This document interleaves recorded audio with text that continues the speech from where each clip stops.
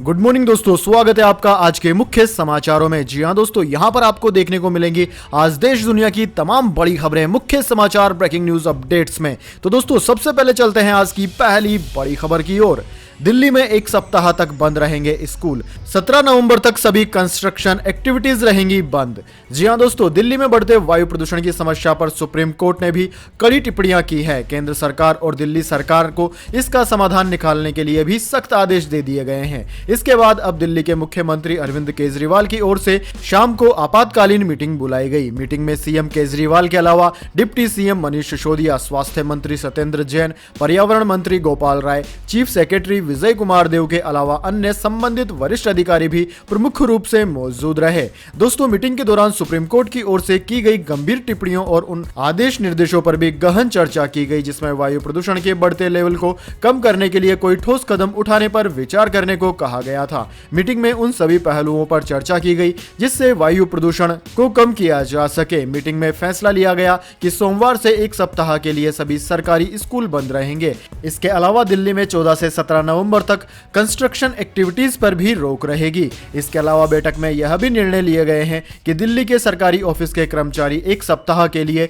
Work from home करेंगे। सभी सरकारी दफ्तर एक सप्ताह के लिए बंद रहेंगे। वहीं सुप्रीम कोर्ट की ओर से लॉकडाउन लगाने के विचार पर प्रस्ताव कोर्ट के समक्ष रखेंगे। कोर्ट के सामने इस संबंध में प्रस्ताव रखेंगे कि लॉकडाउन कैसे लगा सकते हैं। वैसे दोस्तों आपकी जानकारी के लिए बता दें, यह निर्णय बढ़ते वायु प्रदूषण को देखते हुए लिया गया है। फिलहाल दुनिया में सबसे ज्यादा प्रदूषित शहरों की बात की जाए तो उनमें दिल्ली नंबर 1 पर है और टॉप 10 शहरों की बात की जाए तो उनमें देश के 3 शहर आते हैं। दिल्ली पहले नंबर पर है, कोलकाता तीसरे नंबर पर है और मुंबई 7वें नंबर पर है। इसके बाद दोस्तों अगली बड़ी खबर, 62 खिलाड़ी खेल पुरस्कार से सम्मानित। नीरज चोपड़ा समेत 12 को खेल रत्न, 35 को मिला अर्जुन अवार्ड, द्रोणाचार्य अवार्ड से भी किया गया सम्मानित।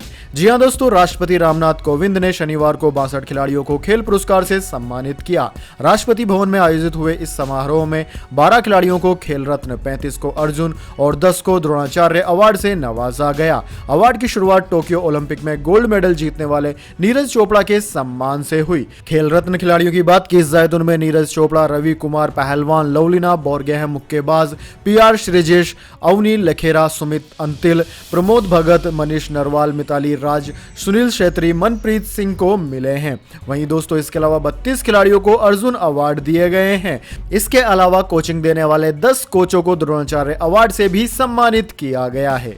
इसके बाद दोस्तों अगली बड़ी खबर, मुंबई ने टीकाकरण में बनाया रिकॉर्ड। 100% वयस्क आबादी को वैक्सीन की पहली डोज लगाने वाला देश का पहला मेट्रो शहर बना। जी हां दोस्तों, शनिवार को देश की आर्थिक राजधानी मुंबई के लिए अच्छी खबर आई है। यहां की 100% वयस्क आबादी यानी कि 18 साल से ज्यादा उम्र के सभी लोगों को कोरोना वैक्सीन की पहली डोज लगा दी गई है। बीएमसी की ओर से बताया गया है कि शहर की कुल एडल्ट पॉपुलेशन 90,36,546 है और शाम 4 बजे तक यहां 92,50,555 लोगों को पहला टीका लगा दिया गया है। इसी के साथ मुंबई देश का पहला मेट्रो शहर बन गया है जहां 18 साल से ज्यादा के सभी लोगों को वैक्सीन की पहली डोज लग चुकी है। बीएमसी के मुताबिक मुंबई में वैक्सीन की दूसरी डोज लगवाने वालों की संख्या भी शनिवार को बढ़कर 59,83,452 तक पहुंच गई। यह कुल वयस्क आबादी का 65% है। हालांकि शुक्रवार शाम 7 बजे तक मुंबई में 92,35,708 लोग यानी कि 99.99% को वैक्सीन की पहली डोज मिल चुकी थी। दोस्तों शनिवार को 834 डोज देने के बाद मुंबई ने 100% का आंकड़ा पार कर लिया। इसके बाद दोस्तों अगली बड़ी खबर, अलगाववादी एजेंडे को बढ़ावा दे रहा है ब्रिटेन। भारत ने उठाया खालिस्तान जनमत संग्रह का मुद्दा। जी हां दोस्तों, भारत ने 31 अक्टूबर को पंजाब के अलगाववादी पर एक जनमत संग्रह कराने को लेकर प्रतिबंधित खालिस्तानी समर्थक संगठन सिख फॉर जस्टिस को अनुमति देने के लिए लंदन को अपनी गंभीर चिंताओं से अवगत कराया। भारत के राष्ट्रीय सुरक्षा सलाहकार अजीत डोभाल ने अपने यूके समकक्ष स्टीफन लवग्रोव को स्पष्ट कर दिया कि मोदी सरकार ब्रिटेन में भारतीय प्रवासियों के एक छोटे से हिस्से को हथियार बनाकर किसी तीसरे देश के मामलों पर जनमत संग्रह की अनुमति देने का कड़ा विरोध करती है। भारत और यूके रणनीतिक साझेदारों के रूप में हिंद प्रशांत पर समान विचार साझा करते हैं। भारत ने 3 नवंबर को लंदन में द्विपक्षीय रणनीतिक वार्ता के दौरान भारतीय स्थिति से अवगत कराया था। भारत ने साफ शब्दों में कहा था कि पंजाब में पूर्ण शांति है और कट्टरपंथी सिख तत्व हर 5 साल में होने वाले विधानसभा या लोकसभा चुनाव के दौरान 1% भी वोट पाने में विफल रहे हैं। मोदी सरकार ने अपनी गंभीर चिंता व्यक्त करते हुए कहा कि ब्रिटिश सरकार अपने अलगाववादी एजेंडे को बढ़ावा देने के लिए सिख प्रतिबंधित समूह द्वारा भारतीय प्रवासी के खुले कट्टरपंथ से आंखें मूंद रही है। पाकिस्तानी तत्वों के प्रभाव और समर्थन से कट्टरपंथी सिख संगठन ब्रिटेन में 3 कृषि कानूनों के खिलाफ प्रदर्शन कर रहे हैं और भारत विरोधी गतिविधियों में शामिल हो रहे हैं। SFJ 2019 से भारत में प्रतिबंधित संगठन है और इसके नेता गुरपतवंत सिंह पन्नू को आतंकवादी घोषित किया जा चुका है। इसके बाद दोस्तों अगली बड़ी खबर, मेरठ में असदुद्दीन ओवैसी की जनसभा को नहीं मिली मंजूरी। कार्यक्रम से एक रात पहले पुलिस ने उखाड़ा टेंट। जी हां दोस्तों, ऑल इंडिया मजलिस ए इत्तेहादुल मुसल्लीन यानी कि AIMIM के राष्ट्रीय अध्यक्ष एवं सांसद असदुद्दीन ओवैसी को उत्तर प्रदेश के मेरठ जिले में नौचंदी मैदान में शनिवार को जनसभा करने की अनुमति नहीं दी गई। आपकी जानकारी के लिए बता दें दोस्तों कि मेरठ पुलिस ने अनुमति नहीं होने का हवाला देकर रात में टेंट और अन्य सामान हटाने का काम शुरू किया, जिसका पार्टी कार्यकर्ताओं ने विरोध किया और कार्यकर्ता व अन्य पदाधिकारी थाने में धरने पर बैठ गए। बाद में पुलिस अधीक्षक मौके पर पहुंचे और उन्होंने कार्यकर्ताओं को शांत कराया। फिर सभा के लिए कोई अन्य जगह चिन्हित करने की बात पर देर रात सहमति बनी। इसके बाद दोस्तों अगली बड़ी खबर, प्रधानमंत्री किसान योजना, किसानों के खाते में 2000 की जगह आएंगे पूरे 5000 रुपए, मिलेगा एक्स्ट्रा फायदा। जी हां दोस्तों, अगर आप भी PM किसान योजना का फायदा ले रहे हैं तो आपके लिए अच्छी खबर है। केंद्र सरकार की ओर से देश के किसानों के लिए प्रधानमंत्री किसान सम्मान निधि योजना चलाई जाती है, जिसमें आपको सालाना 6000 रुपए की आर्थिक सहायता दी जाती है। इसमें 2-2000 रुपए की 3 किश्तें मिलती है, लेकिन अब आपको एक इस स्कीम में 2000 रुपए की जगह पूरे 5000 का फायदा मिल सकता है, यानी कि आपको 3000 एक्स्ट्रा मिल सकते हैं। दरअसल दोस्तों, प्रधानमंत्री स्कीम के तहत किसानों को अब तक कुल 9 किस्तों का पैसा मिल चुका है और 10वीं किस्त का पैसा भी दिसंबर तक किसानों के खाते में क्रेडिट कर दिया जाएगा। इस स्कीम में एक्स्ट्रा 3000 रुपए का फायदा लेने के लिए आपको PM किसान मानधन योजना में रजिस्ट्रेशन कराना होगा। अगर आप इस स्कीम में रजिस्ट्रेशन कराते हैं तो आपको बुढ़ापे में 3000 रुपए मंथली पेंशन का फायदा मिलेगा। दोस्तों, PM किसान मानधन योजना के तहत किसानों को 60 साल के बाद पेंशन की सुविधा भी मिलेगी और खास बात यह है कि इसके लिए कोई अलग से कागजी कार्यवाही या फिर डॉक्यूमेंटेशन की जरूरत नहीं होगी। इसके बाद दोस्तों अगली बड़ी खबर, आजमगढ़ में बोले अमित शाह, सपा का जाम यानी कि जिन्ना, आजम और मुख्तार, अब माफिया मुक्ति है यूपी। जी हां दोस्तों, केंद्रीय गृह मंत्री अमित शाह आज यूपी के दौरे पर आजमगढ़ पहुंचे, जहां उन्होंने मुख्यमंत्री योगी आदित्यनाथ के साथ मिलकर स्टेट यूनिवर्सिटी की आधारशिला रखी। यूपी विधानसभा चुनाव से पहले इस दौरे में भी अमित शाह के निशाने पर समाजवादी पार्टी और इसके प्रमुख अखिलेश यादव रहे। स्टेट यूनिवर्सिटी के शिलान्यास के बाद जनसभा को संबोधित करते हुए अमित शाह ने सपा और पार्टी के सुप्रीमो अखिलेश यादव के ऊपर खूब हमला किया। उन्होंने भाजपा सरकार की तारीफ करते हुए कहा कि योगी सरकार के कार्यकाल में यूपी को माफिया मुक्त करा दिया गया है। आजमगढ़ में विश्वविद्यालय का शिलान्यास करने को लेकर उन्होंने कहा कि जिस आजमगढ़ को सपा शासन में दुनिया भर में कट्टरवादी सोच और आतंकवाद की पनाहगार के रूप में जाना जाता था, उसी आजमगढ़ की भूमि पर आज मां सरस्वती का धाम बनने का काम होने जा रहा है। हमने 2017 में अपने घोषणा पत्र में कहा था कि 10 नए विश्वविद्यालय बनाए जाएंगे। आज 10 विश्वविद्यालय बनाने का काम पूरा हो चुका है। 40 मेडिकल कॉलेज बनाने का हमने वादा किया था, ये वादा भी हमने पूरा किया है। इसके बाद दोस्तों अगली बड़ी खबर, शोएब अख्तर ने स्वीकारी PTV के एंकर की माफी, इमरान के मंत्री ने कराई सुलह। जी हां दोस्तों, पूर्व पाकिस्तानी क्रिकेटर शोएब अख्तर ने T20 वर्ल्ड कप के बीच में पाकिस्तान के PTV चैनल से ऑन स्क्रीन इस्तीफा दे दिया था। शोएब का आरोप था कि चैनल के एंकर डॉक्टर नौमाज मियाज ने उनके साथ बुरा बर्ताव किया, लेकिन अब दोनों के बीच सुलह हो गई है। पाकिस्तानी सरकार में मंत्री डॉक्टर फवाद चौधरी ने यह सुलह करवाई। पाकिस्तानी सरकार में मंत्री फवाद चौधरी ने अपने ट्विटर अकाउंट पर तीनों की एक तस्वीर साझा की और लिखा all is well that and well. खुद शोएब अख्तर ने भी अपने ट्वीट अकाउंट पर लिखा कि वह डॉक्टर नौमान नियाज की माफी स्वीकार करते हैं। साथ ही उन्होंने कहा कि अब इस बात को भूलकर आगे बढ़ते हैं। दरअसल दोस्तों, आपकी जानकारी के लिए बता दें, T20 वर्ल्ड कप से जुड़े एक शो के दौरान डॉक्टर नौमान नियाजी और शोएब अख्तर के बीच बहस हो गई थी। इसी से खफा होकर शोएब अख्तर ने तभी लाइव टीवी पर इस्तीफा दे दिया था। इस दौरान शो में विवियन रिचर्ड और डेविड गोवर जैसे पूर्व खिलाड़ी भी बैठे थे। तब डॉक्टर नियाज ने शोएब अख्तर को कहा था कि आप कुछ बेरुखी से बात बात कर रहे हैं। मैं ये नहीं कहना चाहता कि आप ओवर स्मार्ट बन रहे हैं तो आप जा सकते हैं। इसी के बाद शोएब अख्तर ने इस्तीफा भी दिया था। बाद में पीटीवी ने शोएब अख्तर को लीगल नोटिस भी भेजा था और इस तरह लाइव इस्तीफा देने पर आपत्ति जताई थी। इसके बाद दोस्तों अगली बड़ी खबर, मायावती की मां का निधन, अंतिम संस्कार के लिए दिल्ली पहुंच रही बसपा सुप्रीमो।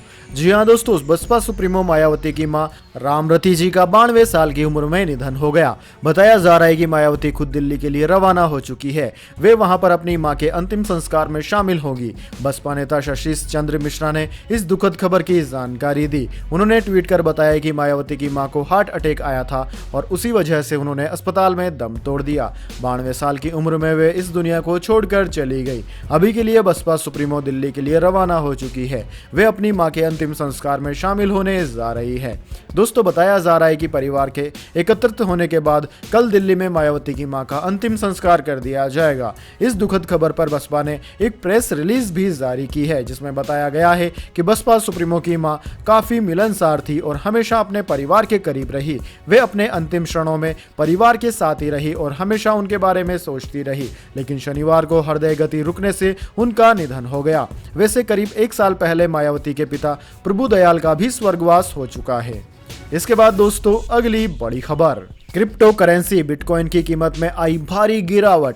दोस्तों शनिवार यानी कि 13 नवंबर को क्रिप्टो करेंसी बाजार लाल निशान में नजर आ रहा है। क्रिप्टो बाजार के पिछले 24 घंटे में 2.9% की गिरावट के साथ 2.80 लाख करोड़ डॉलर पर आ गया है। पिछले 24 घंटे में कुल क्रिप्टो करेंसी मार्केट वैल्यू 118.91 अरब डॉलर पर रहा, जो इसमें 5.94% की गिरावट दर्शाता है। DFI में वर्तमान में कुल वॉल्यूम 14.54 अरब डॉलर पर है, जो पिछले 24 घंटे में कुल क्रिप्टो मार्केट का 12.23% है। अभी स्टेबल कॉइन का वॉल्यूम 92.07 डॉलर के पास नजर आ रहा है, जो कुल क्रिप्टो करेंसी मार्केट के 24 घंटे के वॉल्यूम का 77.43% है। दोस्तों भारतीय रुपए में बिटकॉइन 51 लाख रुपए पर नजर आ रहा है और इसकी हिस्सेदारी वर्तमान में कुल क्रिप्टो मार्केट का 43.10% है। पिछले 24 घंटे में क्रिप्टो के भाव में 2.05% की गिरावट आई है। इसके बाद दोस्तों अगली बड़ी खबर, कोविड-19 यूरोप बना कोरोना महामारी का केंद्र, इन देशों में फिर से लॉकडाउन की है तैयारी।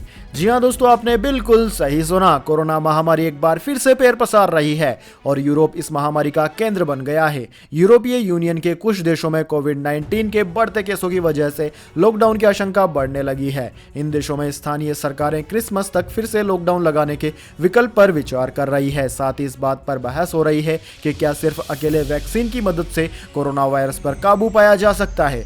सर्दियों में फ्लू के मौसम से पहले हुए टीकाकरण के बाद चिंता काफी बढ़ गई है। यूरोपियन इकोनॉमिक एरिया EEA, जिसमें यूरोपीय यूनियन, आइसलैंड और नॉर्वे शामिल है, यहां करीब 65% आबादी को वैक्सीन के दोनों डोज लग चुके हैं। लेकिन हाल ही के महीनों में वैक्सीनेशन की रफ्तार में कमी आई है। 27 सदस्य यूरोपीय यूनियन के 10 देशों में कोविड-19 महामारी को लेकर हालात चिंताजनक है। ब्लॉक डिजीज एजेंसी ने शुक्रवार को इस बात की जानकारी दी। यूरोपियन सेंटर फॉर डिजीज द्वारा तैयार रिपोर्ट के अनुसार बेल्जियम, बुल्गारिया, क्रोएशिया, चेक Republic, Estonia, Greece, Hungary, Netherlands, Poland और स्लोवेनिया में स्थिति बेहद खराब है। इसके बाद दोस्तों अगली बड़ी खबर, SBI क्रेडिट कार्ड यूजर्स को लगा झटका। कंपनी ने EMI के पेमेंट करने पर प्रोसेसिंग चार्ज लगाया। 1 दिसंबर से होगी शुरुआत। जी हां दोस्तों, अगर आपके पास SBI का क्रेडिट कार्ड है तो अगले महीने से इसके जरिए खरीदारी करना आपको थोड़ा महंगा पड़ेगा। हर खरीद पर 99 रुपए और टैक्स अलग से देना होगा। यह प्रोसेसिंग चार्ज होगा। सबसे पहले SBI क्रेडिट कार्ड ने इसकी शुरुआत कर दी है। SBI क्रेडिट कार्ड ने अपने ग्राहकों को ईमेल कर नए चार्ज की जानकारी दी। इसमें ग्राहकों को बताया गया कि 1 दिसंबर 2021 से सभी मर्चेंट EMI के लेन देन पर बतौर प्रोसेसिंग चार्ज 99 रुपए और टैक्स देना होगा। अब तक किसी और बैंक या कंपनी ने क्रेडिट कार्ड पर प्रोसेसिंग चार्ज की शुरुआत नहीं की है।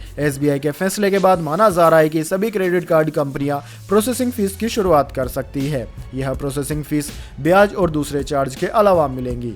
दोस्तों यह प्रोसेसिंग चार्ज सभी EMI से खरीद पर लगेगा। यह खरीदी चाहे मर्चेंट आउटलेट पर हो या ई-कॉमर्स वेबसाइट पर हो या फिर ऐप पर। इस फैसले से बाय नाउ पे लेटर स्कीम पर भी असर हो सकता है। ग्राहक ज्यादा खरीदी इसी से करते हैं। दोस्तों आपकी जानकारी के लिए बता दें, क्रेडिट कार्ड सेक्टर में SBI कार्ड की 12.6% हिस्सेदारी है।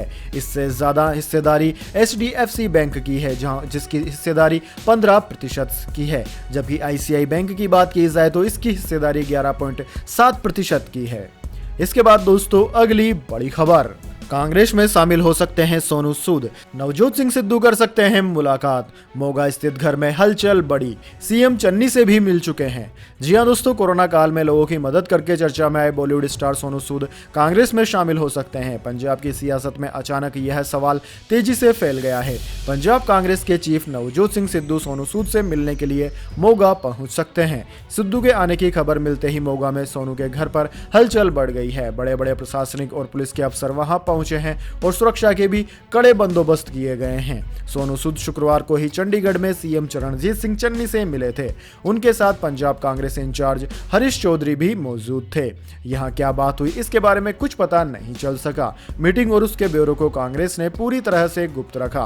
पूरे मामले पर सोनू सूद प्रेस कॉन्फ्रेंस कर स्थिति स्पष्ट कर सकते हैं। इससे पहले सोनू सूद को आम आदमी पार्टी की तरफ से CM का चेहरा बनाने की भी चर्चा हो रही थी। सूत्रों की माने तो कांग्रेस जानना चाहती है कि सोनू खुद चुनाव लड़ना चाहते हैं या फिर परिवार का कोई सदस्य टिकट चाहता है। सोनू सूद मोगा के रहने वाले हैं, जहां उनकी बहन जमीनी तौर पर राजनीति में खूब सक्रिय है। इसके बाद दोस्तों अगली बड़ी खबर, शाहिद अफरीदी पर भड़के हसन अली के ससुर, बोले उनके दामाद ने भी तो लुटाए 22 रन। जी हां दोस्तों, ऑस्ट्रेलिया के खिलाफ ICC T20 वर्ल्ड कप 2021 के सेमीफाइनल में मैथ्यू वेड का कैच ड्रॉप करने की वजह से आलोचना का सामना कर रहे पाकिस्तान के तेज गेंदबाज हसन अली को उनके ससुराल वालों का सपोर्ट मिला है। T20 विश्व कप 2021 के सेमीफाइनल में पाकिस्तान को ऑस्ट्रेलिया के खिलाफ 5 विकेट की हार का सामना करना पड़ा, जिसकी वजह से बाबर सेना टूर्नामेंट से बाहर हो गई। क्रिकेट फैंस हसन अली के उस ड्रॉप किए गए कैच को मैच का टर्निंग पॉइंट मान रहे हैं। यही वजह है कि उन्हें इस करारी शिकस्त का जिम्मेदार ठहराया जा रहा है। हसन अली को इसलिए भी ट्रोल किया जा रहा है क्योंकि वो पाकिस्तान के उन क्रिकेटर्स की लिस्ट में शामिल है जो भारत के दामाद कहलाते हैं। दरअसल उनकी वाइफ शामिया आरजू की जड़ें हिंदुस्तान में है। हसन ने 20 अगस्त 2019 को सामिया से निकाह किया था, जो मूल रूप से हरियाणा के नूह जिले के मेवात इलाके की रहने वाली है। पाकिस्तानी क्रिकेटर हसन अली के ससुर लियाकत अली ने आलोचकों को करारा जवाब देते हुए उन सभी को बेवकूफ करार दिया। कैच ड्रॉप को पाक टीम की हार की वजह बता रहे हैं। लियाकत ने शाह अफरीदी के होने वाले ससुर शाहिद अफरीदी पर भी निशाना साधा है। एक न्यूज चैनल से बातचीत के दौरान हसन अली के ससुर लियाकत अली ने कहा कि मैं सुन रहा हूं कि शाहिद अफरीदी मेरे दामाद को ट्रोल कर रहे हैं। उनके दामाद ने भी तो आखिरी ओवर में 22 रन लुटाए हैं। अपने दामाद को क्यों नहीं ट्रोल कर रहे हैं? हमारे दामाद को ही ऐसा क्यों कर रहे हैं? हम मान लेते हैं कि शाहिद अफरीदी निष्पक्ष हैं अगर वो अपने दामाद पर भी सवाल उठाते, लेकिन वो ऐसा नहीं कर रहे। तो दोस्तों यह थी आज की तमाम बड़ी खबरें। इसके बाद दोस्तों अब बारी आती है आज के माइंड क्यूज क्वेश्चन की। जी हां दोस्तों, एक आसान से सवाल का जवाब देकर आप जीत सकते हैं एक अमेजिंग सरप्राइज गिफ्ट हमारे यूट्यूब चैनल की ओर से। तो दोस्तों आज का सवाल आपकी स्क्रीन पर आ चुका है। जनसंख्या की दृष्टि से भारत का सबसे छोटा राज्य कौन सा है? जी हां दोस्तों, अगर आप जानते हैं कि भारत के किस राज्य में सबसे कम जनसंख्या निवास करती है तो जल्दी से उस राज्य का नाम कमेंट बॉक्स में लिख दीजिए। अगर दोस्तों आपका जवाब होता है एकदम सही और आप चले जाते हैं लकी विजेता के रूप में, तो आपको मिल सकता है एक अमेजिंग सरप्राइज गिफ्ट हमारे यूट्यूब चैनल की ओर से। तो दोस्तों जल्दी से अपना उत्तर कमेंट बॉक्स में लिख दीजिए, वीडियो को लाइक कर लीजिए और चैनल को सब्सक्राइब करके बेल आइकन भी दबा लीजिए। धन्यवाद। वंदे मातरम। जय हिंद, जय भारत।